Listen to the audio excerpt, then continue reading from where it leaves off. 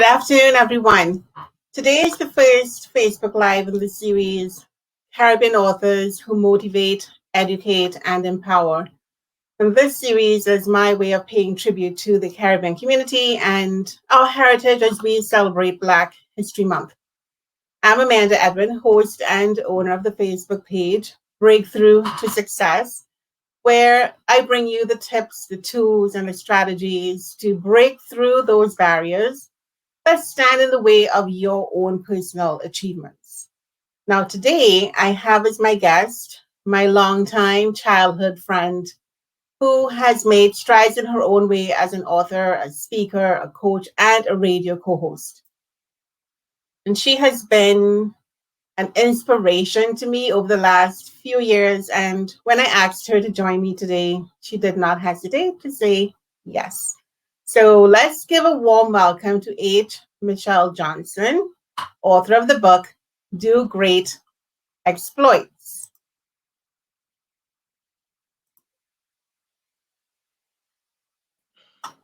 Hello, Hi, hello, Michelle. hello.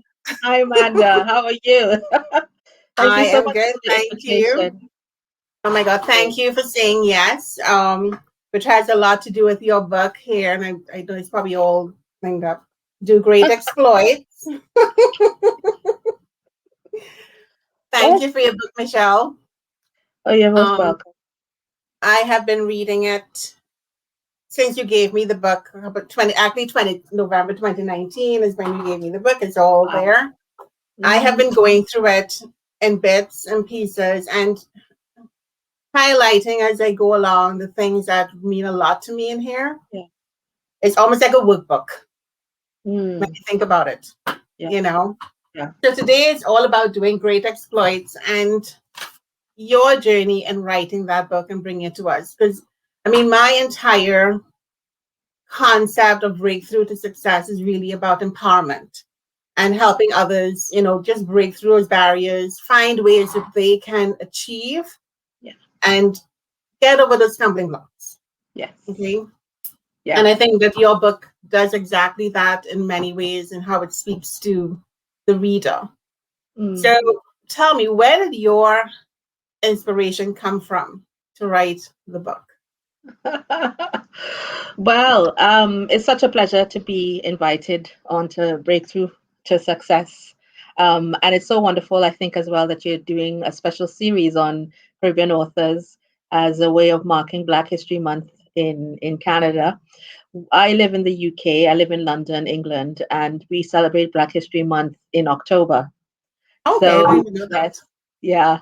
So when I was advertising your flyer for tonight, I had to clarify that this is Black History Month in Canada in case people thought he's definitely gone mad now. So, in terms of this book, well, writing has always been who and what I am. Okay, so my earliest memories of a child, as a child, apart from obviously living in a Rima and all that, was in terms of what I wanted to do and how I wanted to express myself was writing. And I used to write a lot of poems, and in fact, you and I remember us trying to do some songwriting and stuff at one point. I think I still um, remember and the I first line of that. Yeah.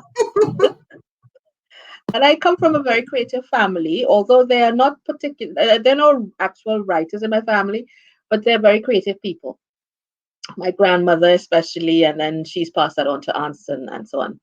So we've always been a very artistic family, very creative family, and so writing was an expression of that for my, as part of being part of this family.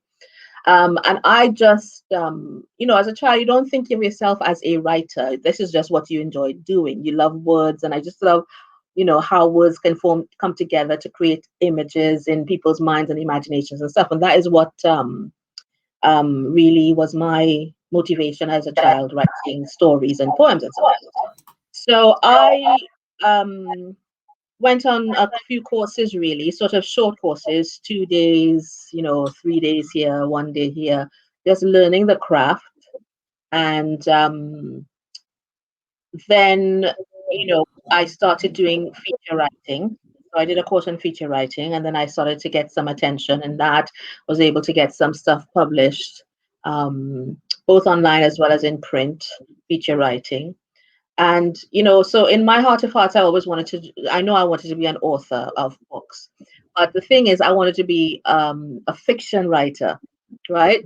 Mhm. So that was a bit of a stumbling block for me because I have started so many fiction, so many novels, which I abandoned because actually writing fiction, for me anyway, is pretty hard. Okay. Mhm. And so eventually, I think I was in my late 20s, early 30s, and I suddenly thought, you know what, maybe I should try nonfiction. And actually, nonfiction is, I would say, really easy for me. I could sit down Okay. and Mhm. very easily just write in something around nonfiction, right? So, and I suppose my character, my personality is that I'm a naturally very curious person. I am an introvert. Every friend of mine will tell you she's not an introvert, but I am an introvert. And so by that I mean I am quite happy to sit in a corner in a room full of people and hardly interact at all, but I am like absorbing like a Mhm. sponge. I am fully entertained and engaged, sitting quietly by myself, just being there in a room of people. And so I see so much, hear so much, get so much insight just doing that quite naturally. So um that then pours itself out into my writing, into so people describe the book as wise and inspirational and stuff like that. And Yeah. that actually is because of what I draw, what I absorbed, and I just am able to then write it out, articulate it in nonfiction form, really. So this particular type of book came about. So Do Great Exploits is a motivational, inspirational book. Mhm. Um, my line is saying yes to your dreams when it's easier to say no. And so this particular genre of self-help motivation really um, came about because I was a teenager when I was studying for my GCSEs in Trinidad. My aunt used to take me to her job, set me up in her boardroom. She works in a bank, plonk me Okay. there for the day. But what she would do as well is just stick these videotapes of Les Brown, Miles Monroe, John C. Maxwell. So I had that, and that just captured my attention. These guys who were able to speak in a way that was so entertaining, motivational, inspirational. And so I then, even after high school and when I came to the UK, and my thing became reading John Maxwell books, reading Miles Monroe books, reading the other one I love is Stephen Covey, who died, Mhm. the Seven Habits of Highly Seven Effective habits of highly People. effective people. I've read many of his titles. First things first, but principle centered leadership. So it's really all about fiction. So again, that was my transition when I had to. It was a eureka moment. Michelle, you see this fiction thing. You can never successfully finish anything. You don't even read fiction. You're always reading nonfiction, inspiration, motivation, personal development. So you know that stuff, and that's probably why it's so easy for me to write it because I've just read it and studied it, used it Mhm. in my own life so many years. So that is why it ended up writing's always been a thing for me. But the reason my first book was this kind of self-help, motivational, inspirational book was because that's really what I have digested for 30 odd years or something. Many years. Mhm. Now, in your writing process, and is a journey. Obviously, it's a journey from the time you start, or even before you start. Yeah. So, what was the most surprising thing you learned about yourself in your journey? Because it's going to be like a lot of self discovery as well when you're going through Yes. that journey. What did you learn about yourself? The most surprising thing about you? Well, I guess that the example I gave in my first answer around thinking it would be nonfiction, sorry, thinking it would be fiction, but actually it turns out to be nonfiction. Nonfiction. And just recently I thought, well, let me try a novel again. I had an idea and I started Mhm. to work on it, but the novel is so many moving parts. You're looking at character and you're looking at how to tell the story without telling the story. Right. There's a great amount of technical skill required, and so it's just too slow and too to try and get it out. Whereas, as I say, I just flow once I'm doing nonfiction. So that's one of the things I learned about myself. That actually maybe I'm not a brilliant fiction writer, or I don't have the patience for it, but I can Mhm. do nonfiction. And the other thing, I don't know if it's a surprise, but like Do Great Exploits, I literally wrote the first draft the second draft in 3 months, right? So the first draft I wrote in 6 months and tested it with a couple friends. Feedback I got wasn't brilliant, but it was really useful to hear that. And I think as a writer, you are gutted when you hear that didn't meet the expectations of people. But actually, it was my salvation, right? So I just went back to the drawing board and I thought, well, I don't want to spend another 6 months or 12 months Mhm. rewriting this whole book. And I gave myself a goal of a chapter a week. So I literally, 13 chapters and literally 3 months. So I did nothing, work, sleep, eat, shower, and write, like literally. And Wow. I was able to meet those deadlines that I gave myself, literally a chapter a week, chapter a week, a chapter a week, and then churned it out. And then I then retested the book and got a completely different reaction to it. And then I had the courage to then send it into a publisher, who then came back after the evaluation and said, "Yes, this is a publishable manuscript." So that's the other thing. So that ability to meet goals, actually, to practice what I'm actually preaching in the book, to set goals, short, rapid succession goals, and meet those goals. Um, I don't know what else did I learn about myself. I'm always learning something about myself, Amanda. I think I don't know about other writers, but I can't imagine being a writer and not continually. So that's the thing, I guess. There's a lot of introspection, a lot of self inner criticism as well, with that introspection, of course, which you then have to learn to change if it's going to be negative all the time. And I Right. write about that in the book, how you speak to yourself, the mindset that you need to reach your Mhm. goals. It can't be a negative mindset. You can't, be thinking you can't do it and expect to do it. So it's just becoming aware of how I spoke to myself, my own inner voice, that really probably was the saboteur for a lot of the things that I didn't achieve, that I wanted to achieve earlier on in life, because you just talked yourself out of it, thinking you couldn't do it, or you Correct. tried and failed, so give it up, or whatever it is, whatever script we kind of tell ourselves, talk ourselves out of doing the thing that we were called and created and actually are able to do. Mhm. So just the awareness of that negative self-talk was the other thing I learned, I guess. So I know that's one of the main messages in your book, and I love the way how you use the Bible characters in the book to bring out all these concepts that you Yeah, wanted to bring out. yeah, So what is your main message in the book? I mean, for you, what would you consider to be the main thing you want? yeah, yeah. Yeah. So Yeah. I think your introduction to your program was that in life, and it's something that I had to learn as well, is that in life, there's obstacles, barriers. There are more things in your environment, internally and externally, telling you, stop, don't do it, you can't go forward, it's not possible. um and but what we have to learn is ways and strategies to overcome all of those obstacles, and recognizing. So there's a one of the chapters, one of the phrases in the book is, people who do great exploits make exploits look easy. So we Mhm. see people that we admire, the Oprahs, the Barack Obamas, the whoever, even locally, whoever we might be looking up to and admiring in our workplace or in our church or whatever. And we think, gosh, look at how great and confident and bold and able, and what a great achiever. This person's always achieving or accomplishing something. And Mhm. they make it looks easy.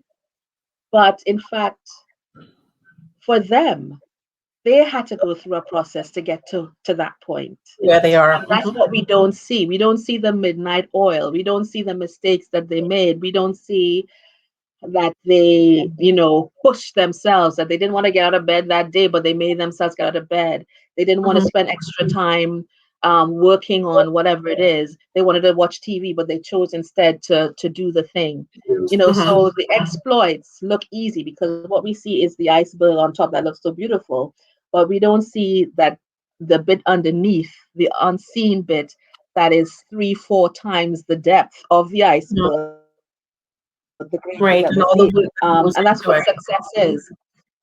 I'm getting some feedback, so I don't know. Sorry. So that's the message of the book, is that every human being is born with some sort of obstacle or something in front of them, and those obstacles don't disappear with age. Yeah, we just become, hopefully, if we're self-aware and we're willing to learn, we're willing to reflect, we're willing to learn how to do things better, do things differently, we become more masterful at managing those barriers and difficulties. But those, they are always there, especially if you're a minority person and you're a minority female in this world. They are there all the time. You just have to choose to learn to master them, overcome them, because you can, and people have done it before you, and so there's no reason for you to give up. That's good. Now, of all the characters, Michelle, all the stories in your book, which one do you relate to the most? I'll tell you the one I relate to most after. Um, but which one do you relate to most, and tell us why you choose that particular character? Well, so because it's nonfiction, I suppose I use a lot of stories of people I knew. Okay, so that was the other issue with the first draft, is that I used a lot of people that we all know, iconic individuals. But then, having spoken with a lawyer, realized that I would have been in huge trouble doing that without written permissions, right?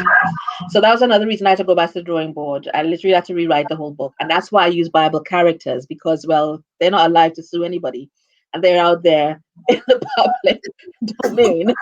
And, so I was safe to do that. That's why I ended up doing that. I used my mother, I used my uncles, aunts, made references to some teachers having changed their names, obviously, Mhm. in the past. So I would say, as biblical characters go, the people I've chosen are the people that I find my favorites in the Bible. So I love David. I love Moses. I love the woman who I think is so overlooked in the Bible is Rahab, because, and I use her as an example so many times, because, as women too, we are, if as humans we are challenged when we come up against barriers, and we wonder if we can make it. As women, that is even more magnified, right? um but here's a woman, Rahab. She enters the biblical narrative as a harlot. Literally, that's what the Bible refers to as a harlot, running a what do we call them again?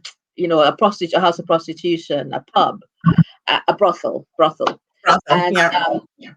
yet still, so the whole scene around that is like, the king of Jericho, the people of Canaan, all the kings of Canaan, kings of Jericho, the people, their hearts were melting for fear.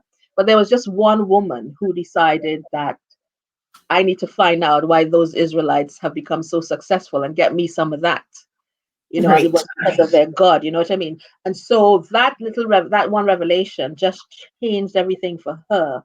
And then that connection with God as well. God saw that hard, because the two spies that Joshua sent to scout out Jericho before they invaded came to her brothel. Why would two Israeli holy people come to a brothel? But yet that's where they went. Again, I believe that's the Holy Spirit that led them to the one person with faith, and that was Rahab. So she was saved from that. God told them to go in there and destroy everything. They did. Rahab was rescued. She then married an Israelite, and her great grandson is David. So I just love the transformation from harlot to the ancestor of Jesus Christ, from the lowest level in society Uh-huh. to high honor in the lineage of the Savior of the world, and a woman who turned her whole life around. And despite the fact that all the men, the strong men back in the day as well, just remember the Uh-huh. misogyny, women had no, even the sort of good ones, didn't have much value, let alone this harlot. Right. So I just love the story of Rahab. Sorry, I know I'm going on and on and on, but yes, she is my favorite character, female character in the Bible. I like Mary, the mother of Jesus, as well, but I like Rahab for those reasons that I just described. Uh-huh. Um, and I can't think of, I mean, I love Moses as well, because Moses was really scared, really, really petrified when he was told what his purpose was. He ran away from it. 40 years he hid, trying to live a low level, low profile life as a shepherd. But he was born a prince. Well, he wasn't born a prince, but he was raised a prince. Right. Um, And he had a purpose. and he had a purpose. And we all have a purpose, and we all, most of us, not all of us, run from it, from for fear, for a sense of I can't do it, or it's too big for me to do, or I don't have the talent or the gifts. The fact is, chapter one of my book says, if your purpose is written in your DNA, and you've got the talents and the gifts and the abilities to fulfill it. Mhm.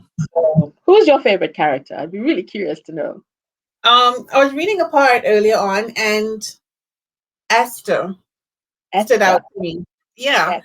because in one part of the book, you talk about people who do great exploits are skilled at influencing. Yeah. And you said Esther so much depended upon her being able to influence the king. So she Yeah. had to find a way to reach him. She had to find a way to influence him.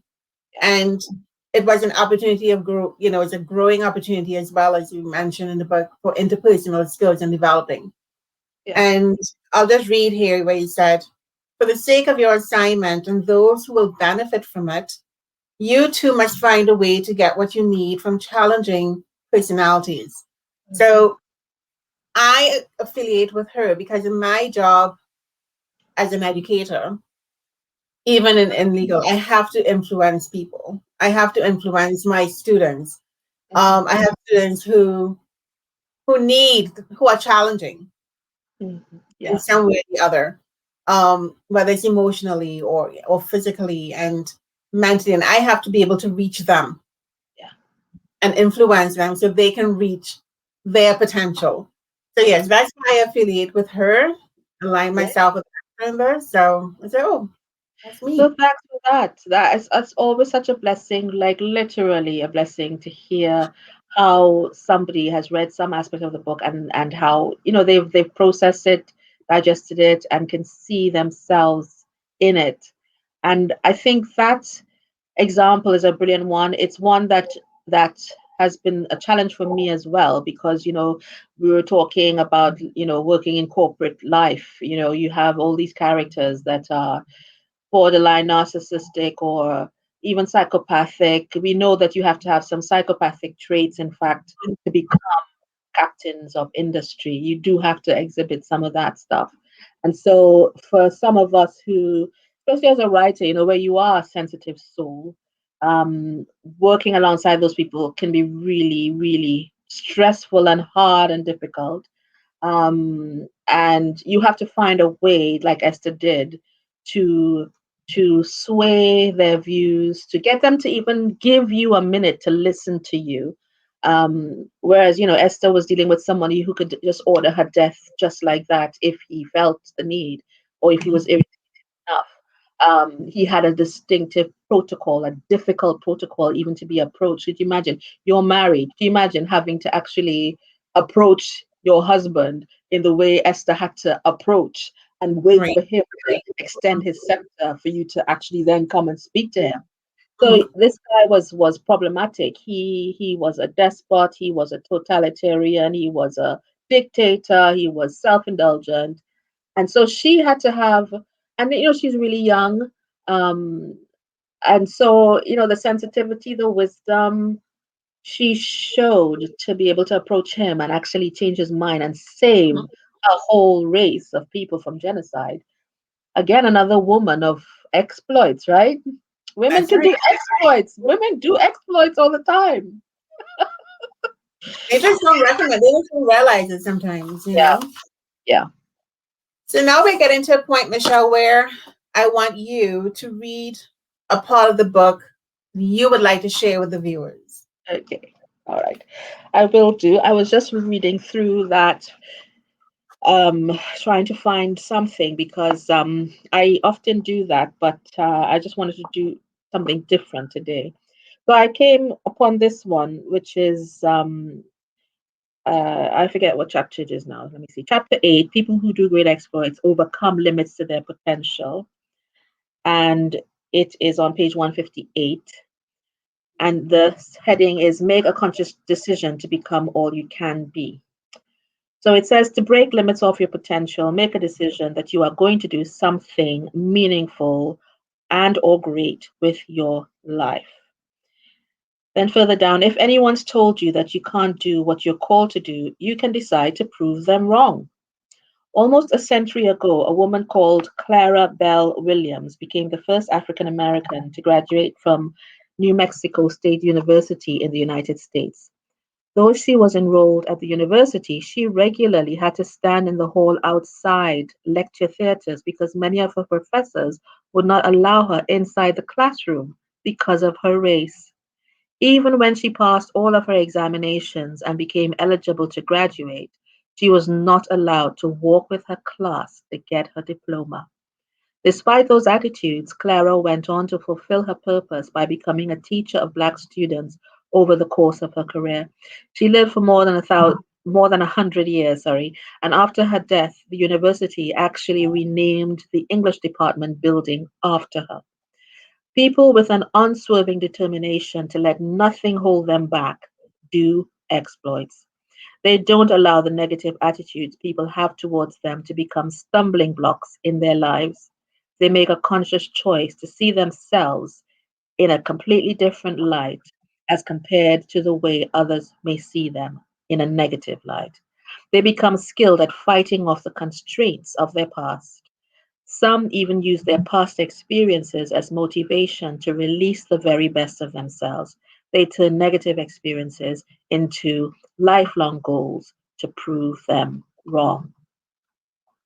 So that passage, it comes back to that sense of, life has its various obstacles, its barriers, and so on.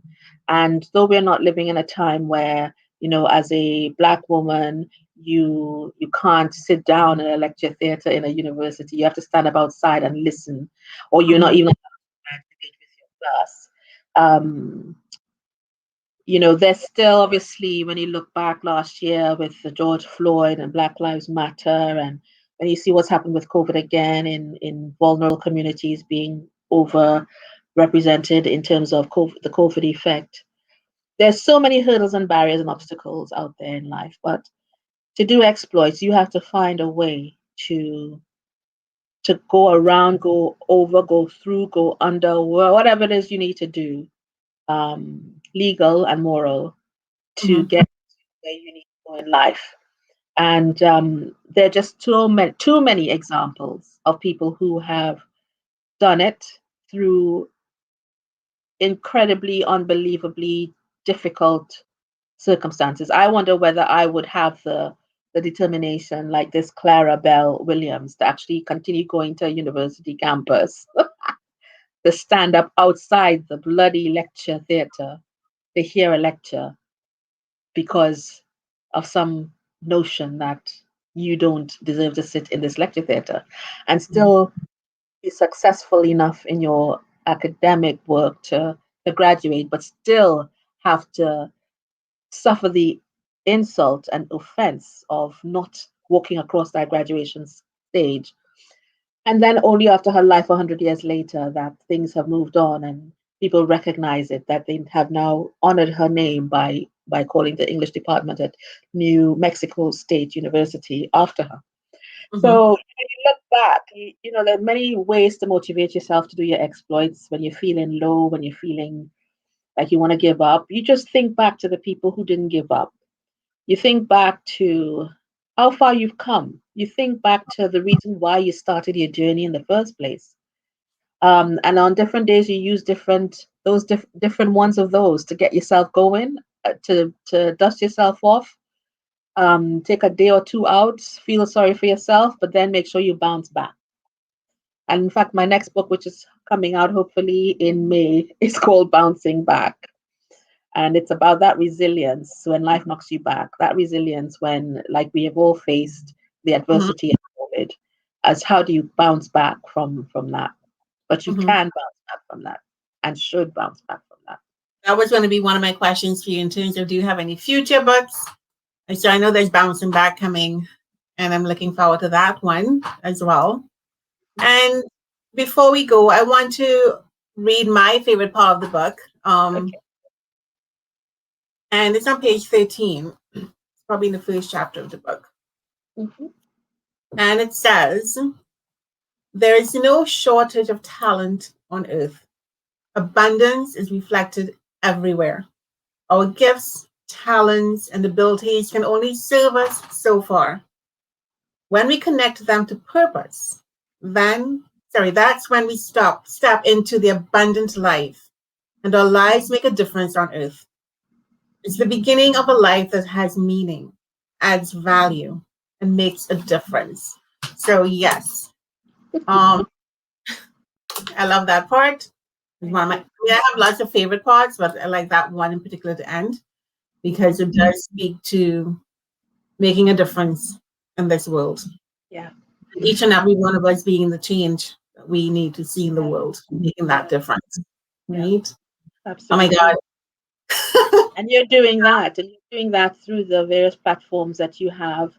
And the other thing I want to share about making a difference, which is something that I had to learn as well, is that making a difference, and that's why I want to encourage all of our listeners. Making a difference can happen on so many different levels, in so many different ways, on so many different scales. So just because you don't become president of the United States or whatever, you don't make some blockbuster film like Steven Spielberg or whatever, doesn't mean that you don't make a difference. You do in fact make a difference. That's why God lets you breathe, okay? Because because you have a purpose still to fulfill. And that's the only reason you're still breathing today, is because there's a purpose that God has for you to fulfill. And you're probably in that purpose. Don't mean that, it doesn't mean that you're not in the purpose. It's just that you haven't completed it. Okay. So, you could be making a difference just by kindness to other people, just by showing respect to other people. Make that difference. You don't know where people are coming from in their various moments. You don't know what goes on behind their closed doors. The lady in the supermarket on the checkout desk, you don't know if she's having a horrible life at home. What she doesn't need is you being impatient or speaking down to her or him or treating them unkindly. I just think I just we should all just be much kinder to each other than we are, and that can make such a huge difference. When somebody shows me a bit of consideration, even the tiniest thing, I'm telling you, that makes my day, because my heart melts so much, because it's such a harsh world out there. If somebody just bothers to do something decent, kind, as small as it might be, hold the door open. I never stop saying thank you, because I'm like, oh my God, you just did the best thing in the world. And I just feel that we need a lot more of that to come back. That's lost in society. And Yes. there's such harshness, such angst, such, you know, aggressiveness and everything, even with driving and stuff like that. I just think, just pause. What's the big deal? The energy you're spending to be angry and abusive to people. It's it's less energy to just be respectful. And in fact, you feel better. You know what I mean? When you do something nice for somebody, you actually feel better. Feel You better know, about it. yeah, but better about yourself.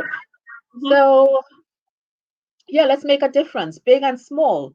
Because in fact, even with our Creator God, He is not that impressed with the big showcase differences. He is Mhm. impressed with the heart and the attitude. And when you can show that kindness, that consideration to others, I think that is what love is, and that is what He is requiring of us, is being able to love. Yeah, That's great. Oh my gosh, Michelle, thank you so much for coming here with me today. it was a I pleasure. enjoy chatting with each other, so that's fine. I Yeah, mean, we've known each other forever. Um, forever, so it's forever. always good to have you chatting with you. I mean, we WhatsApp ever so often as well, and I look forward to bouncing back.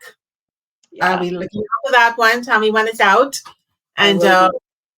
didn't you get some awards or something for do great exploits some Yeah, time? yeah. What was So it? it was the Wise Women International Award for Best Book of the Year. I think it was Best Book of the Year, but that was for COVID. That was for March last year, and then COVID hit, so Mm. that award was cancelled. But in fact, they just recently wrote to me and other awardees, I guess, to say that they're actually gonna put the awards in the post to us. There So, you go.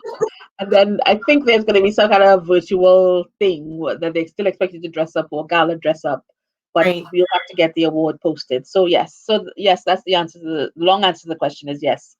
So Thanks for congratulations on that. And just that bouncing back will be out in May, hopefully. yes, Hopefully. yeah. Had What's that? some issues with that book, but yes, I have persevered to make sure it gets published. Excellent. So everyone, thank you for joining us today. Caribbean authors who motivate, educate, and empower. Today I have Michelle Johnson. I call her Michelle. And with her book, Do Great Exploits. So if you missed the run today, you can catch it on later. The video will be available on Facebook for anyone who wants to view later and make comments. I'm sure we'll be able to add on, Michelle will be able to go in and respond to any comments that are in Uh, there as well on the It's on Facebook page. Amazon, by the way, Kindle and paperback and Okay. hardback on Amazon. I'll post a link to the book as Thank well you. in Thank you. there. So yeah. So thank Great. you. All Thank right. you. Perfect. So join me again next week. I have another author on next week. Her name is Cheryl Charles, and she's a children's author, children's book author. So I'll have her on next week. Okay. So good evening, everyone, and be safe out there. All right. Talk to you soon. So bye, Michelle. We will chat later. Yes, Amanda. Thank you so much.